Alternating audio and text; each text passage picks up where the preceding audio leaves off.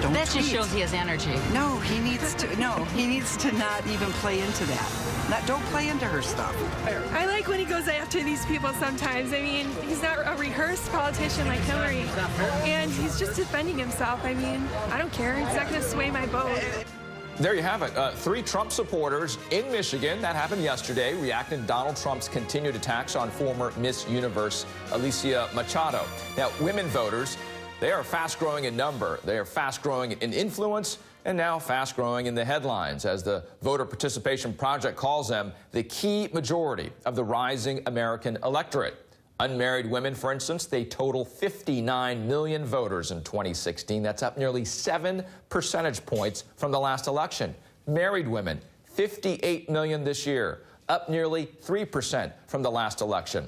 So when one nominee points to a Miss Universe candidate's weight, many women listen. Women who are single, young, or mothers of daughters.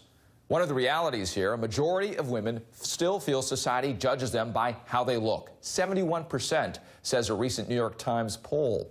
So Donald Trump's comments might push women away. Our NBC News post-debate poll of independent women voters, in fact, show 80% do not believe Trump has the personality or temperament to be president. Joining us now is Jason Johnson, politics editor at The Root and professor at Morgan State University, Michael Steele, former senior advisor to Jeb Bush and former spokesman to House Speaker John Boehner, and Emily Tish Sussman, campaigns director at the Center for American Progress. Great to have all 3 of you here. Michael, let's start with you on this one. You saw the numbers. It's now just, 6 weeks until Election Day. We're right in the heart of October, at least the beginning. What do you think here is the strategic benefit when you look at Trump and what he's doing right now, sounding these alarm bells inside the campaign? I don't think there's any strategic benefit at all whatsoever to what he's doing right now. Any day that he spends commenting on Miss Universe 1996 is a day he's not talking about jobs and trade and the other issues that the American people actually care about and that they're going to decide this election. He's driving away the very people he needs to try and win this election. Because let's face it, there are not enough white men left in America to win an election. You have to get support from women, from minorities, from the people that he's pushing away from his cause right now. Emily, I want to move to perhaps what they're trying to do to mitigate some of the issues that Michael is pointing to. And that's a new ad, and it features Ivanka speaking directly to working women. Let's listen to that. The most important job any woman can have is being a mother, and it shouldn't mean taking a pay cut. I'm Ivanka Trump, a mother, a wife, and an entrepreneur. Donald Trump understands the needs of a modern workforce. My father will change outdated labor laws so that they support women and American families.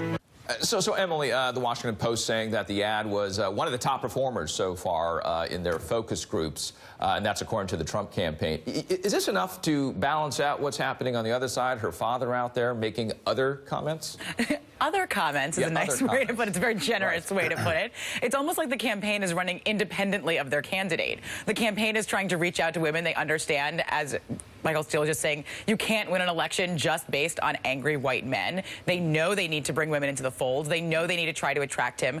If Trump is going to make any ground at all, the group he needs to make the most ground with is independent and Republican women, suburban women, college-educated women. They find him kind of revolting. They find him pretty distasteful. And so they're trying to put these ads out there, and they're trying to promote Ivanka as much as they possibly can. She's an appealing figure. And childcare is rising as an incredibly important cause in the United States right now. Childcare, paid leave. And so that's actually one of the only policies they put out from his campaign was on childcare. It actually doesn't really cover most of the people they're trying to reach out to. There's debate as to whether it only covers married women or unmarried women. It doesn't cover fathers. It doesn't cover adoptive parents. It doesn't cover same-sex couples. So, you know, it really doesn't reach out to the group that they think they're trying to reach out to. It kind of pays lip service to it. Lip service. It's also perhaps she's a surrogate. She's not the candidate, right? Not the candidate. Not the and you candidate can't here. stop when the candidate can't stop feeling threatened when women come after him in any way, shape, or form. Or has been said, anybody coming after him. Right. Jason, I want to move over to you on this. Reflect on what has been said so far. You know, Trump spoke by phone yesterday, as what we were saying earlier in the show, to the New York Times, and I'll quote a little bit from that interview. Hillary Clinton was married to the single greatest abuser of women in the history of politics. Hillary was an enabler, and she attacked the women who Bill Clinton mistreated afterward. And it goes on. The Washington Post this week did an extensive investigation as well into claims that Hillary Clinton attacked these women, found no instances of that to be true, and there's more to both of these articles and the reporting behind this. But you get the gist here, Jason. It seems like they're definitely going to go straight on this very topic to try to combat this issue of him not being able, at least to date, attract white women.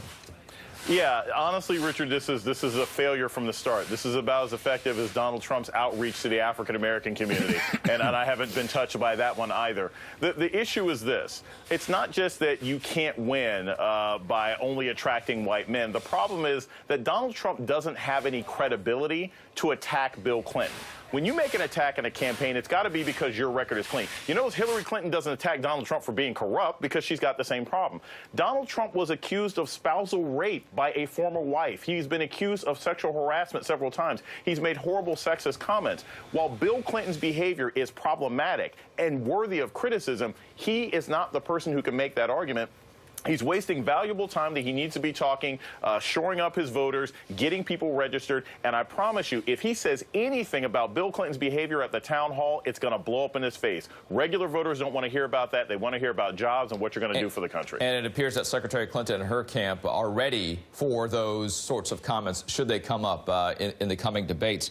You know, Michael, we've seen some of the surrogates that have been out there supporting Donald Trump so far. And one has to ask the question when we look at the Republican Party and those that are, you know, if you're closing ranks behind him, we've got Rudy Giuliani, we've got Newt Gingrich, both of which is well known by this panel today, have their own headlines related to women that aren't necessarily positive. You put all three of them together and your hands go up in the air. Well, leaving aside any personal morality or marital failings in the past, this issue isn't a winning political issue. House Republicans tried it in 1998 following the impeachment vote on then-President Clinton.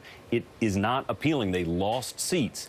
And that was when it was arguably more relevant than it is today. This next presidential debate is going to be a town hall debate. It's going to be very, very difficult to even try to do this successfully, and I don't think it's a winner for the campaign. Emily, it feels like they're forgetting this is a presidential campaign, right? It feels like he's like trying to win, like win the point of the day, win the tweet of the day, you know, get someone else on something. It's a presidential campaign. The only person who is being judged right now is Donald Trump. The people that he needed to win over going into that debate are Republicans and independents who do not think that he is temperamentally fit to be the president. And so, Jason, has Donald Trump forgotten that this is a presidential campaign, as Chris Matthews has said? Yeah, and it's funny because this is the problem. He has fallen for every single trap that Hillary Clinton laid for him. He's like a character from like Home Alone or like Bugs Bunny. Like he fell down the stairs, slipped on the banana peel, fell on the eggs, and fell out the window and caught on fire. He's totally falling for this trick. And every single time a woman criticizes it, I mean, he is so thin-skinned. I think he hired Ben Carson to be his dermatologist because every time a woman criticizes him, he goes bonkers. He acts like an angry 15-year-old boy. It's a waste of time. There's not enough time in this campaign for these personal attacks. You got to be about policy. His campaign leaders probably wish that he would listen to Foghorn Leghorn and say, oh, no, you don't. But instead it keeps on going.